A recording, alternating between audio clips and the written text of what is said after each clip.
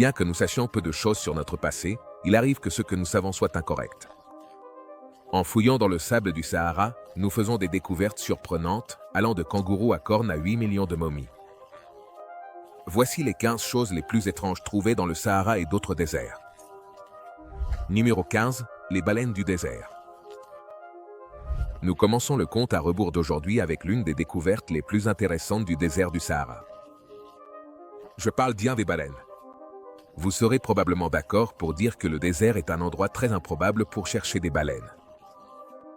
Mais la raison pour laquelle cette découverte est si intéressante n'est pas seulement qu'elle semble totalement déplacée, c'est aussi les conséquences remarquables qu'elle a eues sur notre compréhension de l'histoire de la Terre.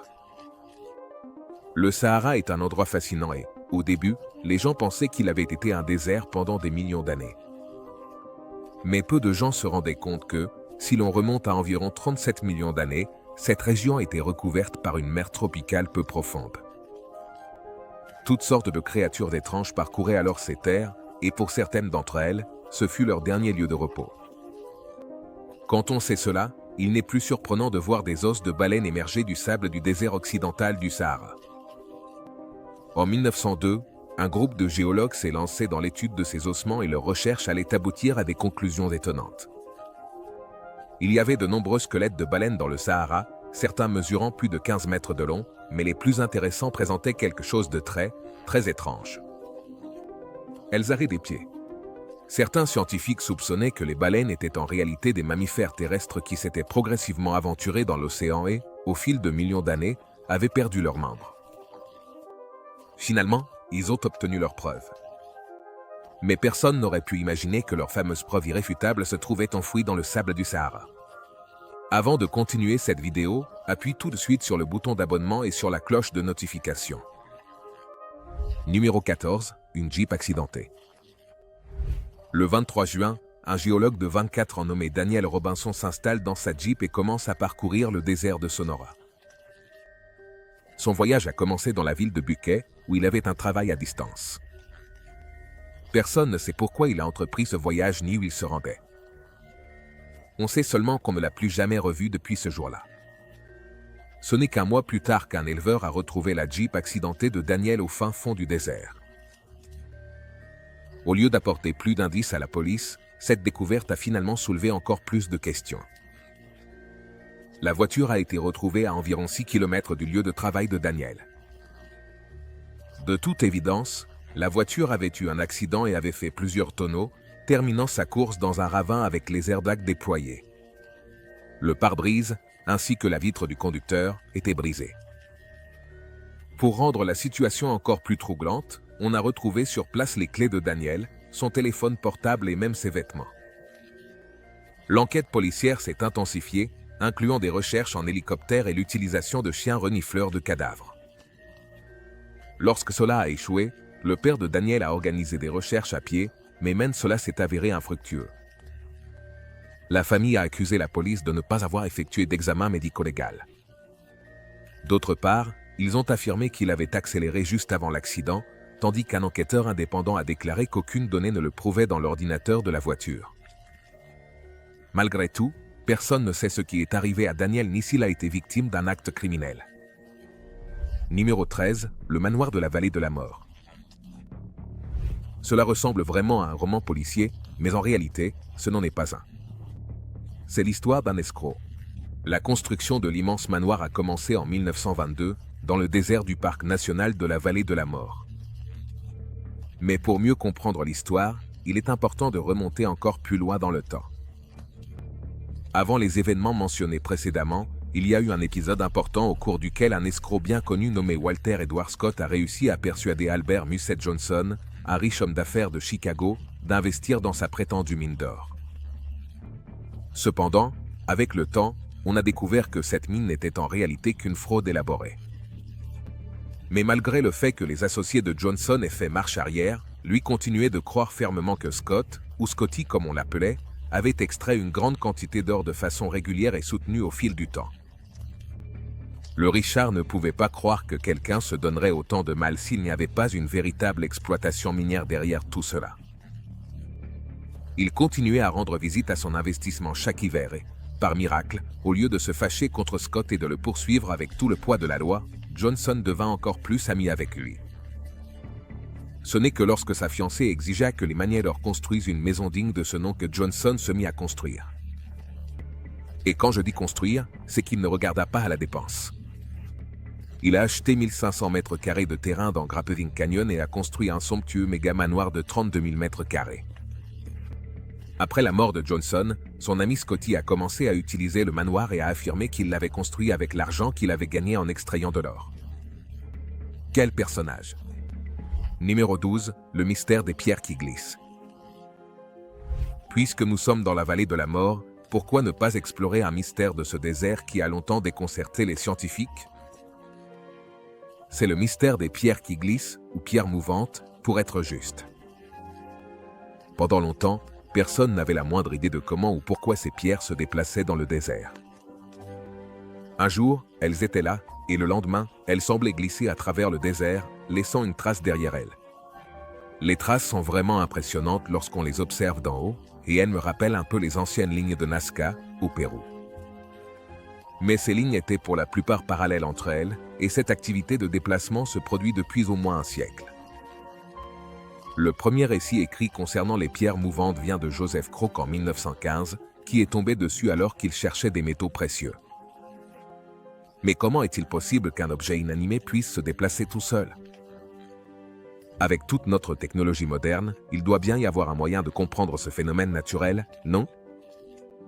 Eh bien oui, c'est exactement ce que deux cousins ont récemment réussi à faire. Les docteurs Richard Norris et James Norris ont fixé un tas de capteurs sur des roches de différentes tailles. Au début, il ne s'est rien passé, jusqu'à ce qu'il pleuve et que l'eau gèle pendant la nuit. Quand le soleil s'est levé, il a commencé à faire fondre la glace qui se fissurait. Ensuite, le vent a commencé à pousser les plaques de glace à travers le désert, entraînant les roches sur leur passage. C'est donc ce mélange étrange d'éléments naturels qui a créé le mystère des pierres mouvantes de la vallée de la mort. Numéro 11, suceur de sang de chèvre. As-tu déjà entendu parler du chupacabra? C'est une créature mythique qui apparaît dans les légendes locales d'Amérique centrale et d'Amérique du Sud. Son nom signifie littéralement « suceur de chèvre », car on pense qu'il attaque les chèvres et d'autres bétails en leur aspirant le sang pendant la nuit. Sa description varie, allant de reptilien ou extraterrestre à un animal de type canin. Le mythe du chupacabra est tellement célèbre qu'il a inspiré des films et qu'il est même apparu dans un épisode de The X-Files. La génération X voit très bien de quoi je parle. Et tout comme dans The X-Files, il y a eu jusqu'à présent de nombreux témoignages et vidéos de prétendus chupacabras, mais aucune preuve définitive de leur existence. Récemment, alors qu'une équipe de journalistes réalisait un reportage dans le désert, leur caméra a filmé par inadvertance quelque chose qui bougeait en arrière-plan. En zoomant, la vidéo devient granuleuse et de mauvaise qualité, mais on peut distinguer quelque chose qui se déplace au loin. Se pourrait-il que ce soit le chupacabra? J'imagine que personne ne peut l'affirmer avec certitude. Donc, encore une fois, ce sera un débat entre les sceptiques et ceux qui veulent croire. Mais voici une autre vidéo qui semble aussi authentique que possible. Cette étrange créature a été capturée au Texas et c'est probablement la preuve la plus convaincante de l'existence du chupacabra que nous puissions obtenir. Des gens l'ont attrapée devant chez eux et elle paraît vraiment étrange et effrayante. Les experts affirment qu'il s'agit d'un canidé atteint de gale qui a perdu ses poils. Numéro 10, un silo de guerre nucléaire. Ne vous inquiétez pas. Notre prochaine découverte dans le désert ne vous sucerait pas le sang. La seule chose qu'elle pourrait faire, c'est détruire le monde entier. La découverte surprenante a eu lieu lors d'une journée ensoleillée, alors qu'un homme profitait d'une promenade tranquille dans l'immense désert. Au milieu de cette immensité sablonneuse, son œil attentif a repéré quelque chose d'inhabituel, une forme métallique mystérieuse émergeant prudemment du sable doux. Conscient des dangers potentiels que cela pouvait représenter, l'homme, poussé par son instinct de protection et son sens des responsabilités citoyennes, prit une décision avisée, avertir immédiatement les autorités compétentes. Et il avait bien raison. L'homme était tombé sur un silo nucléaire oublié. Maintenant, cette phrase est incorrecte à bien des égards. Comment peut-on oublier un silo de guerre nucléaire? Je veux dire, ce ne sont pas les clés de ta voiture que tu perds par hasard, n'est-ce pas? cela peut potentiellement détruire un pays entier ou provoquer une guerre nucléaire qui anéantirait l'humanité. Et maintenant, c'est devenu un endroit où les adolescents viennent s'amuser. J'espère juste qu'ils n'appuieront pas sur le mauvais bouton. Blague à part, le silo nucléaire a probablement été abandonné. Il semble qu'il y ait de nombreux silos de missiles vides un peu partout aux États-Unis et dans les anciennes républiques soviétiques. Ce sont de sombres rappels de la folie de la guerre froide et de la course à l'armement nucléaire. Certains silos américains descendent jusqu'à 30 mètres sous terre. Avec 5 mètres de diamètre, ce sont des structures impressionnantes et les tests effectués n'ont révélé aucun signe de radiation. Si vous êtes un survivaliste, certains de ces silos sont à vendre. Un silo de missiles nucléaires Atlas F vient justement d'être mis en vente à York, dans le Nebraska, pour la modique somme de 500 000 $. Numéro 9, les dômes Casagrande. Ah. L'apogée de l'excès, l'indulgence dans la cupidité. Mais il y a plein de choses impressionnantes qui sont sorties des années 80, moi y compris. Mais aujourd'hui, ce n'est pas de ça dont on parle. Aujourd'hui, nous parlons d'une mystérieuse relique architecturale que beaucoup croient hanter. Les origines des dômes Casagrande sont bien connues. En 1983, Intercom Technologies voulait construire d'immenses installations dans le désert de l'Arizona, où ils continueraient à produire des circuits imprimés pour ordinateurs et montres. Ils ont décidé de construire d'étranges dômes en béton et en mousse, dont certains avaient la forme de soucoupes volantes. Je suppose que si cela avait fonctionné, cela aurait été une installation de production plutôt impressionnante. Cependant, avant même d'achever la construction, l'entreprise a cessé de rembourser un prêt bancaire et les dômes à moitié terminés ont été abandonnés sous le soleil brûlant de l'Arizona. Mais ce qui est mystérieux, ce n'est pas la façon dont ils ont été construits, c'est ce qui s'est passé là-bas. Pendant des décennies, la construction des dômes a transformé le son en quelque chose de sinistre et d'effrayant. C'est probablement l'une des raisons pour lesquelles les gens continuaient à venir les visiter. En plus de leur étrange apparence de chenilles, les visiteurs ont rapporté des phénomènes étranges, comme des bruits et d'étranges petits coups. Certains disaient avoir croisé un vieil homme effrayant rôdant dans les environs. De nombreuses légendes urbaines circulent à propos de cet endroit, notamment qu'il serait le théâtre de rituels sataniques. Mais ne partez pas à la recherche de ces choses, car elles ont été récemment démolies. Numéro 8, des crânes de kangourous avec des cornes. Les kangourous sont des créatures à l'apparence étrange. As-tu déjà vu ces bêtes se battre? Mais savais-tu ce qui leur donnerait un aspect encore plus étrange? Avoir des cornes. Au début du XXe siècle, le musée d'Australie occidentale, à Perth, a mené une fouille dans une grotte du désert des Nullarbor Plains, en Australie. Lors de cette fouille, une incroyable collection de fossiles de mégafaune a été découverte, parmi lesquels 2 crânes intacts de kangourous avec des cornes. D'autres découvertes incluent un fossile complet de lion marsupial, ainsi qu'un total de 5 espèces de kangourous jusque-là inconnues. On dirait que ces gars-là ont décroché le gros lot de l'archéologie. On estime que la fouille date de 200 000 à 500 000 ans. Les experts pensent qu'à cette époque, les kangourous vivaient dans plusieurs régions d'Australie, en particulier dans la zone de Nullarbor. Plus de la moitié des fossiles découverts là-bas appartenaient à ces marsupiaux bipèdes. Mais même si ce serait fou de voir un kangourou à 2 cornes bondir dans les parages, les experts se sont rendus compte plus tard qu'il ne s'agissait pas du tout de cornes. Les 2 protubérances du crâne étaient en réalité des crêtes sourcilières très prononcées. Les scientifiques pensaient que ces crêtes devaient être solides pour protéger les yeux de l'animal lorsqu'il creusait sous terre ou se frayait un chemin à travers des buissons épineux. Malgré tout, il s'agissait d'une fouille archéologique très intéressante, surtout si l'on considère que les archéologues ont dû descendre dans la grotte à l'aide de cordes. N'est-ce pas génial? On dirait qu'on a affaire à un vrai Indiana Jones, mais avec un accent australien. Mais j'imagine que ça ne sonne pas si mal que ça. Numéro 7, une base secrète de l'armée. Aussi cool que cela puisse paraître d'être Indiana Jones, certains d'entre nous préféreraient changer. Des balles qui sifflent à nos oreilles et d'énormes pierres qui nous poursuivent, contre une bonne tasse de café et un transat. Heureusement pour nous, de nouvelles technologies comme Google Earth nous permettent de faire nos propres découvertes depuis le confort de notre maison. L'un de ces passionnés, féru d'exploration et de quête de l'inconnu, a fait une découverte incroyable. Il semble avoir trouvé une base militaire secrète, cachée dans les vastes et mystérieuses terres du Sahara. On raconte que l'emplacement de cette base se trouve près d'Erli, au Niger, à proximité de la frontière avec la Libye. Cette découverte a suscité une série de questions et de spéculations sur le but et l'histoire de cette mystérieuse base militaire. L'endroit est caché dans une zone vraiment isolée du désert du Sahara, ce qui renforce les soupçons quant à son authenticité. Google Maps semble montrer une propriété clôturée avec plusieurs bâtiments et divers véhicules à l'intérieur. Et regarde ça, il y a même sa propre piste d'atterrissage. Qui, dans le monde, possède sa propre piste d'atterrissage? L'internaute qui a découvert la base a publié sa trouvaille sur Reddit.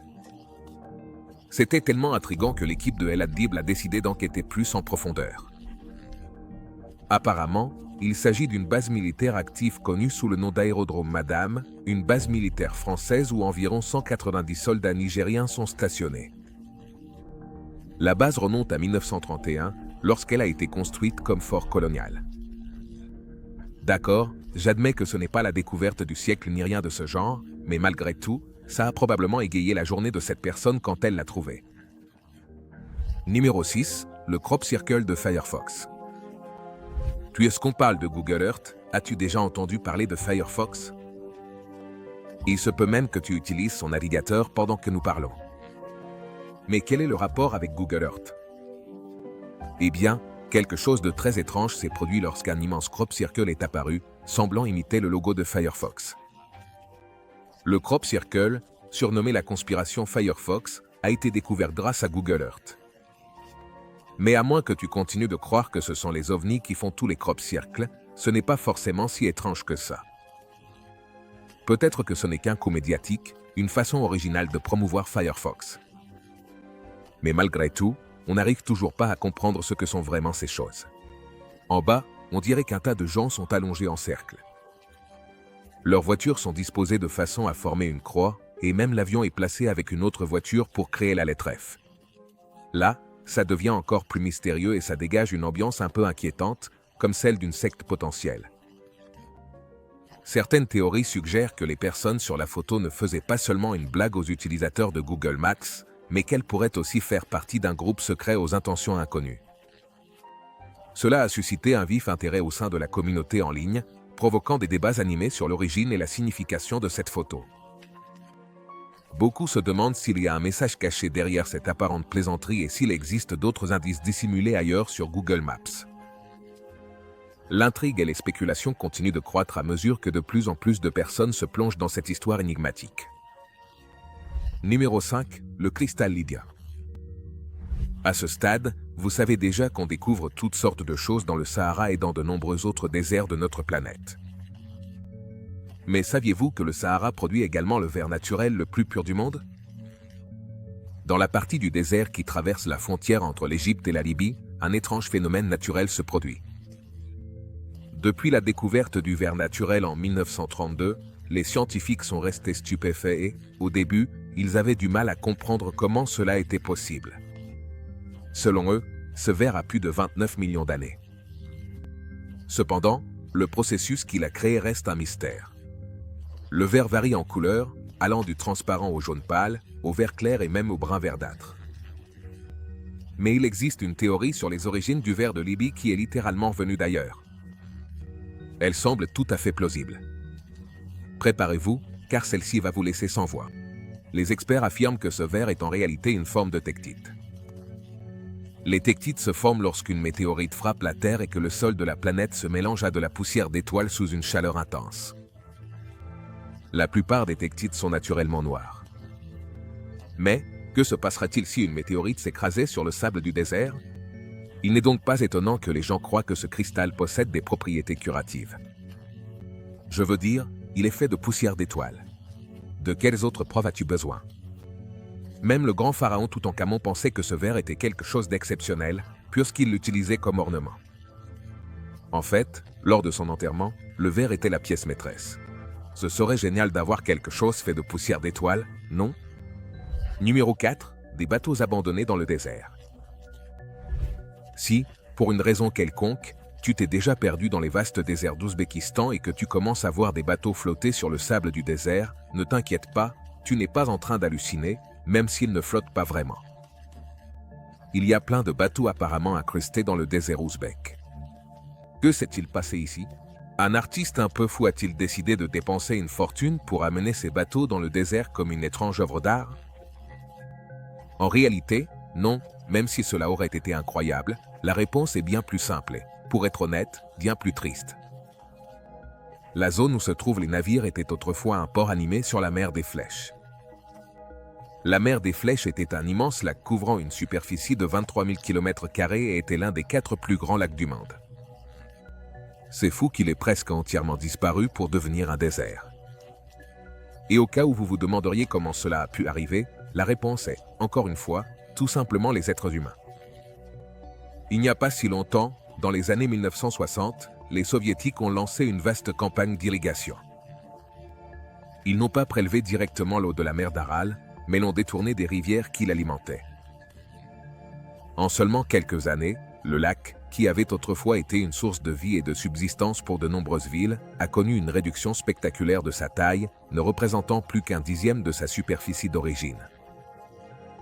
Cette diminution drastique n'a pas seulement entraîné la perte de moyens de subsistance pour de nombreuses communautés, mais elle a également eu un impact négatif sur la salinité du lac restant. En conséquence, la vie aquatique et la flore du lac ont été gravement affectées, entraînant la disparition de diverses espèces et déséquilibrant l'ensemble de l'écosystème. Numéro 3. La grotte des ossements. En Arabie Saoudite, cela ressemble à un lieu enchanté et mystique, où les nuits résonnent des hurlements des djinns, les esprits du désert. Et un mystère qui semble le prouver est celui de la grotte aux ossements d'Om Arzan. À l'intérieur de la grotte, on a découvert de nombreux ossements humains et animaux. Om Arzan est en réalité une grotte formée par un tube de lave, ce qui signifie qu'elle s'est créée lorsque les couches extérieures d'une coulée de lave se sont solidifiées, formant une croûte. Lorsque la lave s'écoule, il reste un tunnel. Ce tube de lave en particulier a été daté au radiocarbone à plusieurs époques couvrant plus de 7000 ans.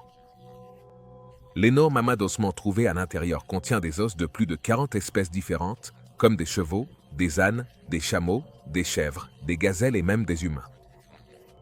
Mais qui ou quoi a bien pu provoquer un tel spectacle d'horreur?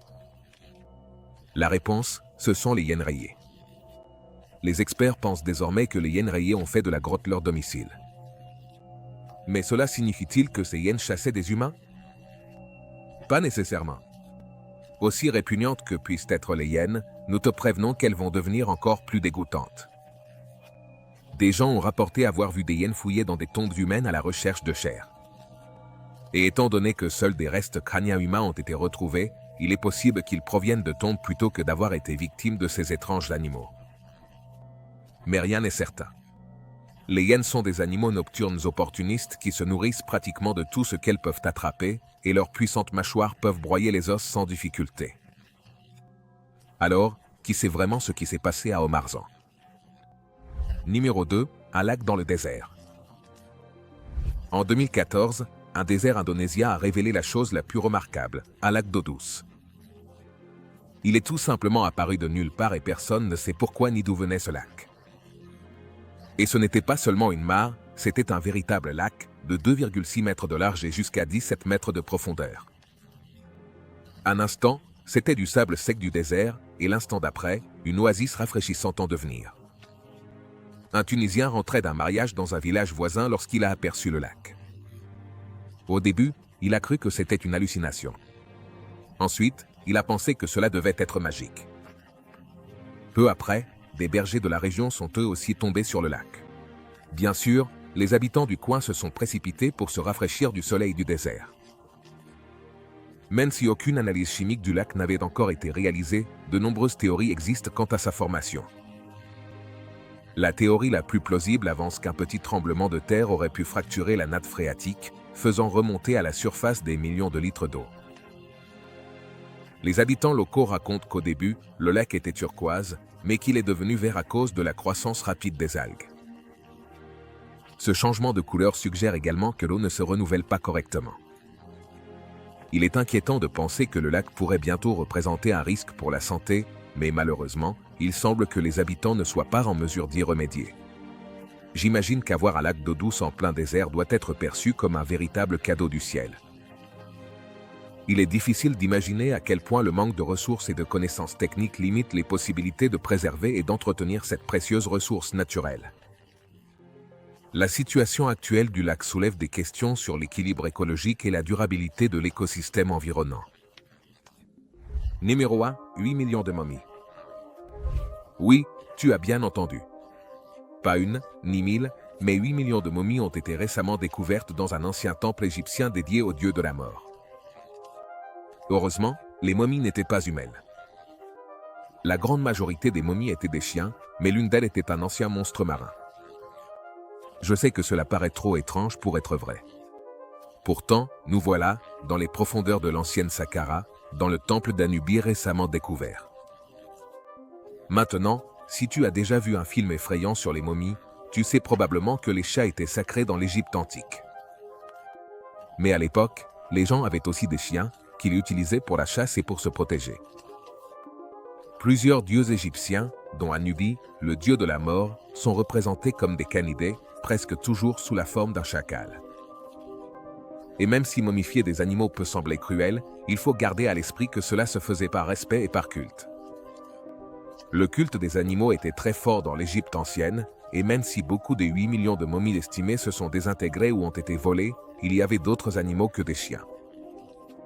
Les experts ont trouvé des restes de chats, de taureaux, de l'ibis, un oiseau aux longues pattes et d'un possible intrus.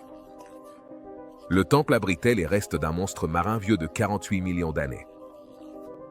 On ne sait pas clairement s'il était là intentionnellement ou si les Égyptiens n'avaient même pas conscience de son existence.